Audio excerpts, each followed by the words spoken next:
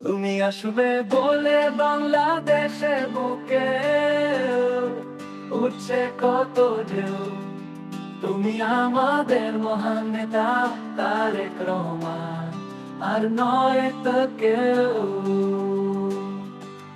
নির্যাতিত নিপীড়িত লুণ্ঠিত হয়েছিল ভোটের অধিকার, মুক্ত হবে গণতন্ত্র, ফিরবে বাক স্বাধীনতা, জনগণের বেবার।